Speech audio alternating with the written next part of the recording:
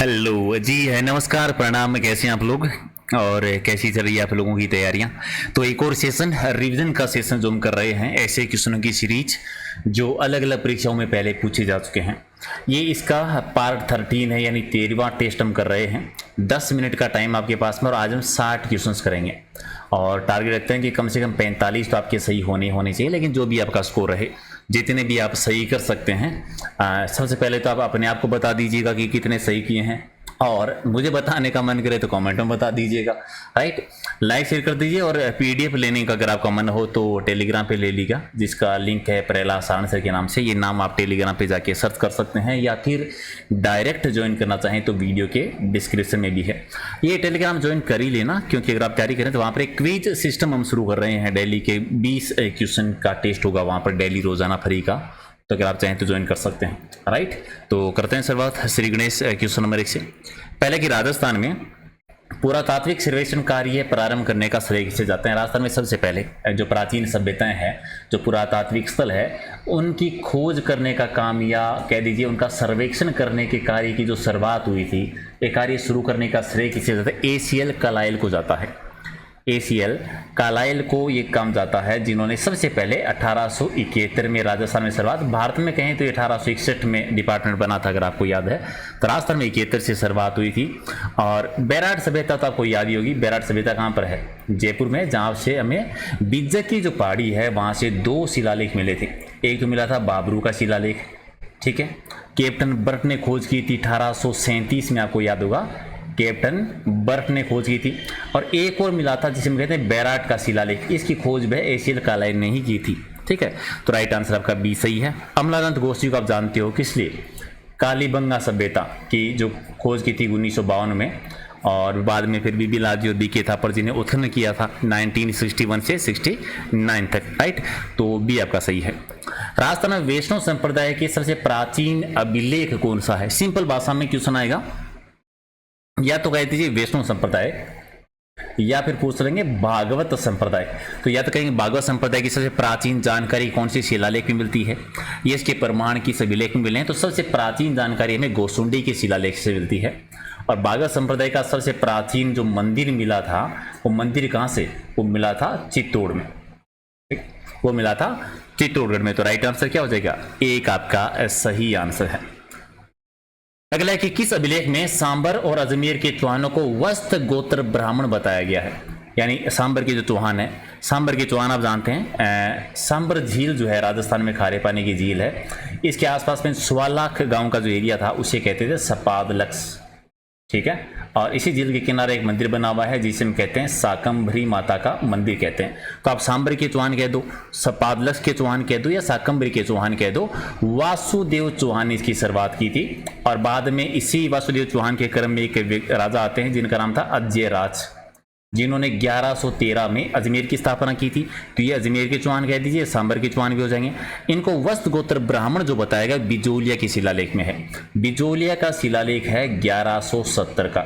बिजोलिया आप जानते हो कहां पर है? भीलवाड़ा जिले में आता है वर्तमान में। पृथ्वीराज चौहान तृतीय जो थे, उनके पिताजी थे सोमदेव चौहान। ठीक है, उनके टाइम का ये बिजोलिया का शिलालेख मिलता है। बी आपका सही है। अगला कि रणकपुर प्रशस्ति के बारे में आपको गलत कथन का चयन करना है। रणकपुर आप जानते हो, रणकपुर के जैन मंदिर आपने पढ़े हैं ना? रणकपुर के जैन मंदिर कहां पर है? पाली में है। कौन सी नदी के किनारे पर है? मथाई नदी के किनारे पर। शिल्पी कौन है? देपा या देपाक जो है इसके शिल्पी आते हैं। कितने खम्भों पर है? 1444 पे है। निर्माण किसने करवाया था? धरणक शाह ने करवाया था। किसके शासनकाल में करवाया था? कुंभाजी के शासनकाल में करवाया था। तो ये तो आप जानते हैं। तो पहले इस प्रशस्ति की रचयिता है वो देपाक है। देपाक है, तो पहला तो हो गया सही। इस प्रशस्ति में बापा से लेकर बापा और काल भोज को अलग अलग व्यक्ति बताया गया। बहुत इंपॉर्टेंट क्वेश्चन है। देखो इतिहास में पढ़ते हैं ना, तो बापा रावल जो है उन्हीं को काल भोज कहा जाता है। लेकिन एक क्वेश्चन आता है कि कौन सी ऐसी प्रशस्ति है जिसमें बप्पा रावल को और काल भोज को अलग अलग व्यक्ति बताया गया है? तो रणकपुर प्रशस्ति में 4-5 बार रिपीट हो, उसका क्वेश्चन याद रखना। कौन सी ऐसी प्रशस्ति है जिसमें बापा रावल को और काल भोज को अलग अलग व्यक्ति बताया गया है? ठीक है, हालांकि कर्नल जेम्स टोड की बात करें तो वो एक ही बताते हैं, बापा रावल को, काल भोज को, और इसी का एक नाम मिलता है माल भोज। तीनों एक ही व्यक्ति बताते हैं। कौन? Colonel James Tod. तीसरा है कि इस प्रशस्ति में गोहिलों को बप्पा रावल का पुत्र बताया गया है, ये बात भी सही है। और इस प्रशस्ति में राणा सांगा की युद्ध और उपाधियों का शुद्ध वर्णन मिलता है। तो बताओ, राणा सांगा के टाइम पर तो नहीं थे, राणा सांगा जी तो बाद की बात है। ये किन के टाइम पर लिखी गई थी? कुंभाजी के टाइम पर। तो सांगा की जानकारी नहीं मिलती, कुंभाजी की युद्ध की जानकारी मिलती है। तो गलत क्या हो गया? डी गलत है, बाकी सारे सही है। कीर्ति संप्रशस्ति में कौन से प्रमुख ग्रंथों का वर्णन है? कीर्ति संप्रशस्ति कुंभाजी के टाइम की है, तो इनमें से कौन से ग्रंथ का वर्णन हुआ है? चंडीस्तक, गीत गोविंद टीका, संगीत राज या जैसी रासो? किस प्रस्तुति का वर्णन नहीं हुआ है इसे लेंगे तो डी हो जाएगा। ये अगर डी करो, इसका नहीं में आपका डी आपका सही है। हल्दी घाटी युद्ध का विशुद्ध वर्णन जो मिलता है वो कौन सी प्रशस्ति में मिलता है? प्रशस्ति का मतलब तो समझते हो ना, मतलब अभिलेख जो किसी की प्रशंसा में लिखे गए होते हैं ना, प्रशस्ति में आता है। तो हल्दी घाटी का विशुद्ध वर्णन हमें मिलता है जगन्नाथ प्रशस्ति में। जगन्नाथ प्रशस्ति यानी राइट आंसर एक है। आईने अकबरी ये ग्रंथ है, किसने लिखा था? ये अबुल फजल जी ने लिखा। अच्छा, कमेंट करके बताओ राजस्थान का अबुल फजल किन्हें कहा जाता है? जिनके मैं एक बहुत ही प्रसिद्ध ग्रंथ बता देता हूँ। ग्रंथ का नाम है मारवाड़ रे प्रगनारी विगत। उस ग्रंथ को राजस्थान का गजीट कहा जाता है, उनका संबंध मारवाड़ से भी रहा है। तो बताओ राजस्थान का अबुल फजल किन्हें कहते हैं? चलिए, दयालदास ख्यात एक ग्रंथ है, किस शासकों का वर्णन मिलता है? यहां से बीकानेर के राठौड़ वंश के शासकों की जानकारी मिलती है दयालदास ख्यात में। अगला है कि एलपी टेसीटोरी का संबंध किससे रहा है? वैसे पूछे तो इटली की तरफ से थे, राजस्थान में ये बीकानेर में रहे थे। चारण साहित्य का इन्होंने शोध किया था। इनकी समाधि जो बनी हुई है या कह दीजिए छतरी जो बनी हुई है वो कहां पर है? वो बीकानेर में ही है। याद रखना है, गंगा सिंह जी के टाइम पर। कहें तो किन के टाइम पर? महाराजा गंगा सिंह जी, जिन्हें आधुनिक भारत का भागीरथ कहते हैं। रसिक रत्नावली ग्रंथ है जो कि नरहरि दास जी ने लिखा था। राइट आंसर आपका एक सही है। अच्छा, कवि राजा श्यामलदास जी और मुनि जिन विजय जी का संबंध कौन सी जिले से? कवि राजा श्यामलदास जी को आप जानते हैं, वीर विनोद एक बहुत ही प्रसिद्ध इन्होंने ग्रंथ लिखा था। इनका संबंध रहा है मेवाड़ रियासत में शासक हुए थे सज्जन सिंह जी, ठीक है, सज्जन सिंह जी के टाइम पर थे। तो इनका संबंध रहा है वो कहां से? भीलवाड़ा से। राइट आंसर दोनों का ही बी आपका सही है। पोथी खाना कहां पर है? जयपुर में है। पुस्तक प्रकाश कहां पर है? जोधपुर में है। सरस्वती भंडार कहां पर है? उदयपुर में है। ये सारे हैं क्या? ये समृद्ध साहित्य उपलब्ध है जो कि न केवल राजस्थान का है बल्कि भारत का भी समृद्ध बनाने से संबंधित यहाँ पर साहित्य रखा हुआ है। तो ये है किससे संबंधित? ये सारे के सारे जो है राजस्थानी साहित्य से संबंधित आते हैं। अब ये क्वेश्चन अलग अलग आता है, सारे के सारे आए हुए हैं कि पोथी खाना कहाँ पर है? जयपुर में। पुस्तक प्रकाश कहाँ पर है? जोधपुर में है। सरस्वती भंडार कहाँ पर है? उदयपुर में। तीनों अलग अलग याद रखिए। इनमें से कौन सी नगरी है वो महाकवि माघ की नगरी मानी जाती है? भीनमाल। और भीनमाल आप जानते हैं कहाँ पर है? जालोर में। राजस्थान के इतिहास में निम्नलिखित में से कौन सा साहित्य स्रोत संस्कृत में है? इनमें से संस्कृत में कौन सा आता है? ठीक है, स्वैज का ये तो टाइपिंग ही गलत है, इसको छोड़ दीजिए। पृथ्वीराज विजय जैनक भट्ट जी का है, तो ये तो नहीं है। कोल्यमाला ग्रंथ जो है ये संस्कृत है। कोल्यमाला ग्रंथ लिखा था उदोदन सूरी के द्वारा, इसकी रचना की गई थी। और एक गुर्जर प्रतिहार वंश में एक शासक हुए थे वस्त्रराज रणहस्तिन जिनको हम कहते हैं, उनके टाइम पर लिखा गया था संस्कृत में। मोस्ट इंपोर्टेंट क्या याद रखना है, इसमें टोटल 18 देसी भाषाओं का जिक्र था, उनमें से एक मरु भाषा भी। तो ये क्वेश्चन सबसे ज्यादा बार रिपीट हुआ है कि सबसे प्राचीन मरु यानी जो मारवाड़ी को कहते हैं कि मरु भाषा का सबसे प्राचीन उल्लेख कहां पर है? कोल्यमाला ग्रंथ में। किसने लिखा था? उदोदन सूरी ने। किस भाषा में लिखा था? संस्कृत में लिखा था। और कोल्यमाला ग्रंथ में टोटल कितनी देसी भाषाओं का जिक्र है? तो 18 देसी भाषाओं का जिक्र आता है। किसके शासनकाल में? वस्त्रराज के शासनकाल में। वह कौन सा शिलालेख है जिसे ज्ञात होता है कि विग्रहराज चतुर्थ ने दिल्ली को अपने अधीन किया था? विग्रहराज चतुर्थ जिन्हें विसल देव कहते हैं, कवि बांधव जिन्हें कहते हैं, इनका बहुत ही प्रसिद्ध नाटक आता है हरिकेली नाटक। अजमेर में संस्कृत पाठशाला का निर्माण करवाया था जो आगे चलकर 2.5 दिन का झोपड़ा बनाया गया था, अगर आपको याद होगा। तो ये जानकारी जो मिलती है वो किसमें देखने मिलती है? बिजोलिया शिलालेख में है। चौहानों का स्वर्णकाल किनके टाइम को मानते हैं? विग्रहराज चतुर्थ के टाइम पर। राजस्थान का पहला शासक जिन्होंने दिल्ली पर अधिकार किया था विग्रहराज चतुर्थ ने किया था। कवि बंधु किन्हें कहते हैं? तो कवि बंधु विग्रहराज चतुर्थ को कहा जाता है। कटी बंधु कह दीजिए, कवि बंधु कह दीजिए, विसल देव कह दीजिए, ठीक है। इन्हीं के दरबार में एक बहुत प्रसिद्ध कवि थे सोमदेव जी, ठीक है, जिन्होंने ग्रंथ लिखा था कौन सा? ललित विग्रहराज। और आप बताओ विसल देव रासो किसने लिखा था? नरपति नालक जी ने लिखा था। तो राइट आंसर आपका बी है। 1818 ईस्वी में कंपनी की ओर से राजपूत राज्यों से संधि करने वाला व्यक्ति कौन था? 1818 में जो संधि हुई थी सबसे पहले हुई थी करौली के साथ में, सबसे लास्ट में हुई थी सिरोही के साथ में, और चासमेट को अपने की थी। यानी अंग्रेजों की साइड से कंपनी की तरफ से सिग्नेचर जो किए थे वो चासमेट को अपने किए थे। राजपूताना की निम्नलिखित रियासतों ने 1817-18 ईस्वी में ईस्ट इंडिया कंपनी के साथ संधि पर हस्ताक्षर किए थे। कालक्रम के अकॉर्डिंग बताना कि इनमें से पहले किसने किए थे। सबसे पहले किए थे करौली ने, तो 3 नंबर पे है। तो पहले करौली के बाद में कोटा ने, कोटा 1 नंबर पे है। इसके बाद में किसने किए थे, जोधपुर ने पहले किए थे, जोधपुर 2 पे है। उदयपुर ने बाद में किए थे, तो 4 पर है। 3, 1, 2, 4 कौन सा ऑप्शन है, डी आपका सही है। ईस्ट इंडिया कंपनी का राजपूत राज्यों से सहायक संधि करने का मेन उद्देश्य क्या था। मेन रीजन ये था कि उस समय राजस्थान में जो मराठा है, जो पिंडारी है, वो आक्रमण कर रहे थे, लूटपाट मचा रहे थे, उनसे सुरक्षा मिले। ठीक है, तो बी आपका सही है। अजमेर में राजपूताना एजेंसी की स्थापना कब हुई थी, 1832 में अजमेर में राजपूताना एजेंसी की स्थापना हुई थी। राजपूताना के किस राज्य के शासक ने अजमेर में लॉर्ड मेयो के द्वारा दरबार जो आयोजित किया गया था उसमें भाग नहीं लिया था। एक ये लॉर्ड मेयो ने अपना दरबार कहां पर आयोजित किया था, अजमेर में। कौन से शासक ने वहां पर भाग नहीं लिया था, कोटा के शासक नहीं गए थे, कोटा के शासक ने, डी आपका सही है। चलिए, अंग्रेजों के द्वारा मेवाड़ भीलकोर संस्था की स्थापना की गई थी कब, 1841 में। शेखावटी ब्रिगेड जो इसका मुख्यालय कहां पर है, झुंझुनू में बना हुआ है, बी हो जाएगा आपका राइट आंसर। और अंग्रेजों ने सांबर झील के लिए जो नमक समझौता किया था, ये नमक समझौता है वो कब किया था, 1869 में। 1869 एक आपका सही है। अगला है कि लॉर्ड लेक ने होलकर सिंधिया आमिर खान की सम्मिलित सेना को कहां पर परास्त किया था। ठीक है, कौन सी जगह पर रहा था, बेर नामक कस्बे पर रहा था। होलकर सिंधिया और आमिर खान पिंडारी जो है उसकी बात हो रही है। लॉर्ड लेक आपको याद हो गई, यही लॉर्ड लेक है जिन्होंने भरतपुर पर आक्रमण किया था 5 बार, लेकिन वो जीत नहीं पाए थे। अगला कि महाराजा तखत सिंह मारवाड़ के राज्याभिषेक के उत्सव में कौन से पॉलिटिकल एजेंट सम्मिलित हुए थे। महाराजा तखत सिंह तो आपको याद ही है, 1854 की क्रांति के टाइम पर मारवाड़ के शासक रहे थे, लुड़लो उस समय आए थे, एक आपका सही है। अच्छा, महारानी विक्टोरिया के स्वर्ण जुबली उत्सव में भाग लेने के लिए 1887 ईस्वी में मारवाड़ के प्रतिनिधि के रूप में किसे इंग्लैंड भेजा गया था। यानी महारानी विक्टोरिया का जो स्वर्ण जुबली उत्सव हुआ था इंग्लैंड में, उसे मारवाड़ से एक व्यक्ति गए थे। मारवाड़ से कौन गए थे, विजय सिंह जी को भेजा गया था, राइट आंसर का डी है। राजस्थान के राजपूत राज्यों का एक परिसंघ बना देना चाहिए, एक परिसंघ बना देना चाहिए। किसने सुझाव दिया था, चार्ल्स को। ये वही है जिन्होंने संधियों के टाइम पर कंपनी की तरफ से सिग्नेचर किए थे।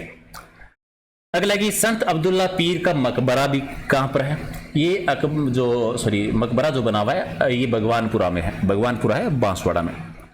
और हजरत दीवान शाह की दरगाह राजस्थान में कहां पर है, यह दरगाह कपासन में है। कपासन आप जानते हैं चित्तौड़गढ़ में है। अच्छा, खेड़े वाले बाबा के नाम से कौन से ऐसे सूफी संत है जिन्हें जाना जाता है, तो शेख फरीद जो है, संत शेख फरीद को कहते हैं खेड़ी वाले बाबा के नाम से। अच्छा, शेर शिकार गुरु द्वारा जो बना हुआ है ये कहां पर है, ये जोधपुर में है। ठीक है, ये जो मकबरा बना हुआ है ये मचकुंड में है। मचकुंड कहां पर है, धौलपुर में है, मचकुंड धौलपुर में। वेली टावर घंटाघर जो बना हुआ है ये कहां पर है, तो ये साथ जानते हो सबसे बड़ा धौलपुर वाला है। धौलपुर को रेड डायमंड कहते हैं, कांच उद्योग के लिए प्रसिद्ध है। और लाल घंटाघर है वो है कहां पर, या किसे कहते हैं, लाल घंटाघर कहते हैं, धर्मस्थल चूरू में बना हुआ है। ये कहां पर है, चूरू में, डी आपका सही है। राजस्थान में पाई गई भित्ति चित्र में किस क्षत्रियों के चित्र प्राचीन अर्थात जहांगीर कालीन कहे जाते हैं। भित्ति चित्र यानी दीवार पर जो चित्र बने हुए हैं, तो ये राजमानसी छत्री जो है, राजा मानसी की छत्री जो है वहां पर जो भित्ति चित्र बने हुए हैं, राइट आंसर का बी है। अजमेर में ख्वाजा साहब की दरगाह पर स्थित बड़ी देग जो है, ये देर नहीं बड़ी देग जो है वो किस मुगल सम्राट ने भेंट की थी, तो ये अकबर ने की थी, डी आपका सही है। तालाब शाही कहां पर है, धौलपुर में है। इसका निर्माण जहांगीर के एक मनसबदार ने करवाया था, उसका नाम बताना है। देखो ये क्वेश्चन याद रखना, तालाब शाही है कहां पर है, तालाब ए शाही कहां पर है, ये आया हुआ क्वेश्चन है। और ये सुल्ले खां थे जिन्होंने निर्माण करवाया था। अगला कि बावड़ियों के बारे में जो आपको सही नहीं लग रहा है, यानी बावड़ियों के प्रकार दे रखे हैं, कौन सा सही नहीं है। पहली होती है नंदा बावड़ी, यानी जिसके प्रवेश द्वार और 3 कूंड जो होती है उसे कहते हैं नंदा बावड़ी। ठीक है। बद्रा कहते हैं जिसके 2 द्वार होते हैं और 60 कुंटों वाली सुंदर बावड़ी होती है, 6 कुंटों वाली, ये भी ठीक है। जया बावड़ी कहते हैं जिसके 4 द्वार होते हैं, 9 कुंटों वाली होती है, ये गलत है। और सर्वमुख होती है जिसमें 4 द्वार होते हैं और 12 सूर्य कूट वाली बावड़ी जो होती है, ये भी सी, तो गलत जोड़ा है आपका सी वाला। ये क्वेश्चन हो सकता है आपके बहुत सारे बच्चों के अलग हो या नया हो, तो तनाव नहीं लेना है, इस प्रकार के क्वेश्चन रिपीट ज़्यादा नहीं होते हैं। चलिए, झालापाटन को घंटियों का शहर किसने कहा था? ये तो हम जानते हैं, सिटी ऑफ वेल्स, घंटियों का शहर कहते हैं झालापाटन को। कर्नल जेम्स टोड ने ये कहा था। झालापाटन जो कि झालावाड़ की राजधानी थी, झालावाड़ राजस्थान की सबसे नवीनतम यानी अंतिम रियासत 1838 में बनी थी कोटा से अलग होके। चलिए, इजलास खास की स्थापना जो है वो किसके टाइम पर हुई थी? सज्जन सिंह जी के टाइम पर, महाराजा सज्जन सिंह जी। चलिए, अनमेल विवाह और बाल विवाह निषेध अधिनियम सबसे पहले अलवर रियासत में किस वर्ष पारित हुआ था? तो 1903 में, 10 दिसंबर 1903 को। 18वीं शताब्दी में किस राजपूत राजा के द्वारा विधवा पुनर्विवाह हेतु नियम बनाने के प्रयत्न किए गए थे? देखो, प्रयत्न याद रखना है। ये सबसे पहले जो प्रयास किया था जय सिंह जी ने, जयपुर के शासक थे। और ये आप जानते हैं, विधवा पुनर्विवाह अधिनियम जो बना था ये 1856 में बना था। ठीक है, किसके प्रयास से बना था? ईश्वर चंद्र विद्यासागर जी के प्रयासों से। डलहौजी थे उस समय। शारदा एक्ट के प्रणेता कौन है? शारदा एक्ट आप जानते हैं किससे संबंधित है? बाल विवाह से संबंधित है। 1829 में नियम आया था।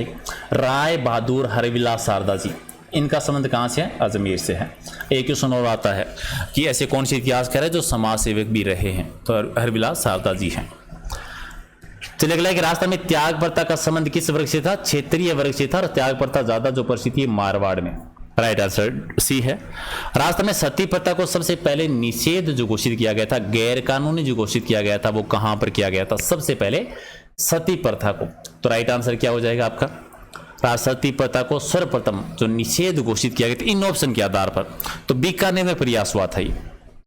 ठीक है, घोषित करना, लागू नहीं करना, निषेध घोषित की गई थी वो सती प्रथा को बीकानेर में। हालांकि रोक जो लगी थी आगे वही थी वाड़ौती वाले क्षेत्र में, जयपुर में। तो यहां पर डी याद रखिएगा। राजपूताना की किस नरेश ने सबसे पहले कन्यावध को रोकने का प्रयास किया था? देखो, ये फिर बात हो रही है, रोकने का प्रयास किया था, प्रयत्न किया था, ये जयपुर में हुआ था राम सिंह जी के टाइम पर। ठीक है, राम सिंह जी के टाइम पर। तो राइट आंसर आपका क्या हो जाएगा? डी आपका सही है। हालांकि सती प्रथा भी है, उसको रोकने का प्रयास भी कहां पर हुआ था? जयपुर में हुआ था। ठीक है, उसका भी जयपुर याद रख लीजिएगा। और कन्यावध को रोकने का जो प्रयास हुआ था वो राम सिंह जी के द्वारा जयपुर में हुआ था। राम सिंह जी सेकंड जो 1857 की क्रांति के टाइम पर थे, याद रखना है। कन्यावध के लिए श्यामल दास जी ने किसे दोषी ठहराया था? श्यामल दास जी, कवि राजा श्यामल दास जी आप जानते हैं। ठीक है, जिन्होंने वीर विनोद ग्रंथ लिखी थी, उनके अकॉर्डिंग जो दोषी ठहराया था वो टीके की प्रथा को ठहराया था। ठीक है, टीके की प्रथा को, डी आपका सही है। राजस्थान में एजीजी का पद कब आया था? एजीजी यानी एजेंट टू गवर्नर जनरल, जो अंग्रेजों की साइड से इस रियासत राजस्थान का सबसे बड़ा जो अधिकारी होता था एजीजी होता था। 1832 में आया था। पहले जो एजीजी बने थे मिस्टर लोकेट बने थे। एक तो इनका क्वेश्चन आता है, एक आता है कि 1857 की क्रांति के टाइम पर एजीजी कौन थे? तो जॉर्ज पैट्रिक लॉरेंस थे। ठीक है, पैट्रिक लॉरेंस थे, उसको आप जानते हैं। या फिर 1922 का एक आता है। ठीक है, हॉलैंड थे उस समय। 1922 में कौन थे? हॉलैंड थे। मारवाड़ ग्राम पंचायत अधिनियम बना था। अच्छा, ये अधिनियम बना कब था? भी 1945-46 में बना था। और फरिश्ते के अनुसार अलाउद्दीन खिलजी के द्वारा जालोर पर जो सेकंड आक्रमण किया गया था, कब किया? पहला किया था 1305 से बताते हैं। सेकंड हुआ था 1311 में, जो कि जालोर का प्रथम शाखा माना जाता है। और जालोर का नाम बदल के जलालाबाद कर दिया गया था। कानड़ देव उसमें शासन कर रहे थे। और कानड़ देव चौहान कानड़ देव प्रबंध एक बहुत प्रसिद्ध ग्रंथ है, आपको याद होगा, पद्मनाभ जी का है। रणथंभौर में हमीर के विरुद्ध किस मुस्लिम सेना नायक ने खिलजी की सेना का नेतृत्व किया था? हमीर। ठीक है, हट्टी शासक जिनको हम कहते हैं, तिल या तिल हमीर हट चढ़ी ने दूजी बार। रणथंभौर के शासक थे ये सवाई माधोपुर में। और उस समय जो नेतृत्व किया था वो नुसरत खान ने किया था। अब यहाँ पर इंपॉर्टेंट चीज याद रखनी है। अब यहाँ पर क्वेश्चन इसका तो आंसर चलो आपने नुसरत खान कर दिया है। अब आप ये पूछ लेंगे एक तो कि कौन सा सेनानायक मारा गया था, तब आप कहेंगे नुसरत खान मारा गया था। दूसरा कि जीतने के बाद में ये दुर्ग किसको सौंपा था, तब आप कहें उल्गू खां को ये दुर्ग सौंपा था। हालांकि दोनों ही थे उस समय, मारा गया था दूसरा था दुर्ग सौंपा था उल्गू खां को, दोनों याद रखिए। बूंदी में रंग महल का निर्माण किसने करवाया था? तो रंग महल बनवाया था छत्रसाल जी ने, यानी राइट आंसर सी है। और राजस्थान का पहला चौहान राज्य कौन सा है? देखो सबसे पहले शुरुआत तो है अजमेर की चौहान अजमेर से हुई थी, लेकिन पहला चौहान राज्य स्थापित हुआ था वहां से अलग, वो नाडोल हुआ था 970 में। लक्ष्मण सिंह ने शुरुआत की थी, लक्ष्मण सिंह चौहान ने। नाडोल से ही आगे जाकर एक शासक होते हैं कीर्तिपाल चौहान, और कीर्तिपाल चौहान ही आगे जाके क्या करते हैं, जालोर में चौहानों की स्थापना करते हैं और नाडोल जालोर है वो एक हो जाता है। अजमेर में आप जानते हैं अजमेर में शुरुआत होती है वो वासुदेव जी के द्वारा होती है 551 ईस्वी में, और बाद में इसी अजय राजी अजमेर की स्थापना करते हैं जहाँ पर पृथ्वीराज चौहान तृतीय अंतिम शासक होते हैं।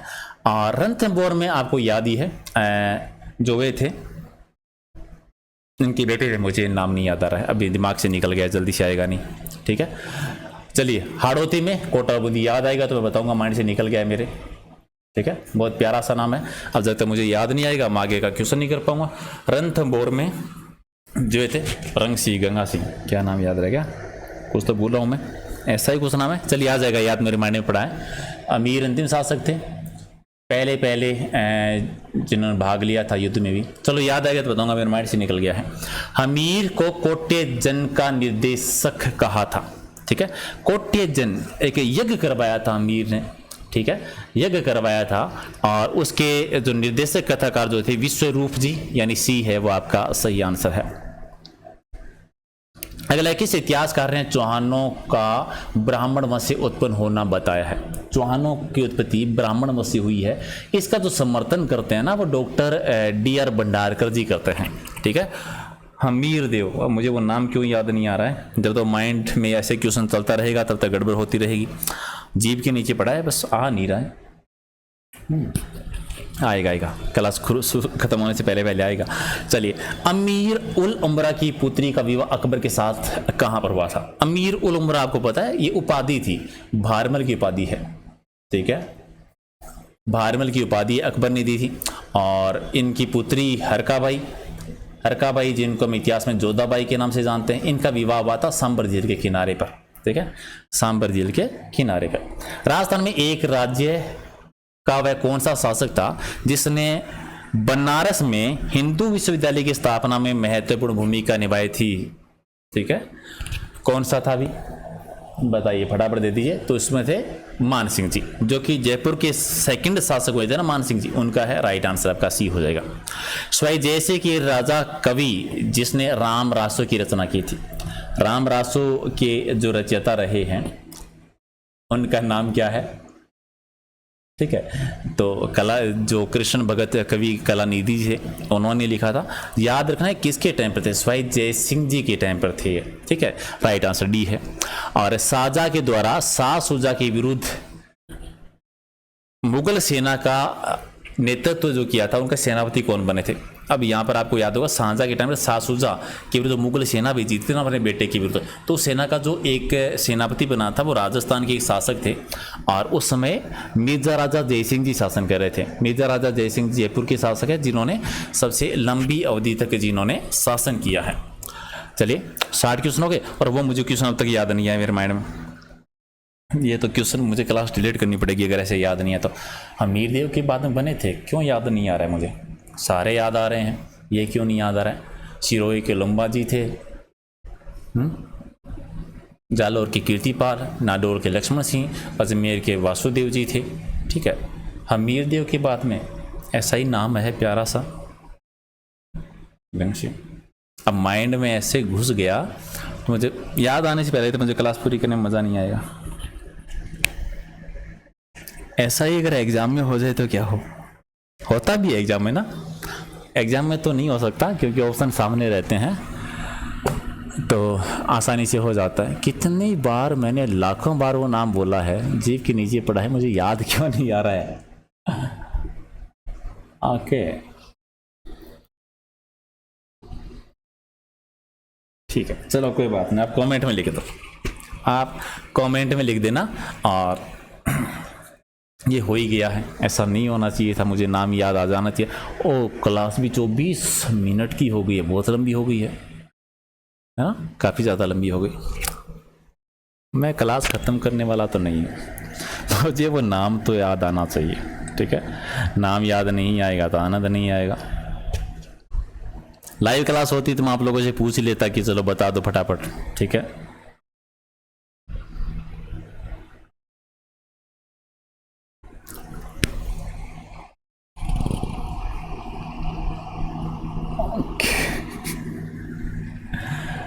अमीर देव तो लास्ट आ सकते।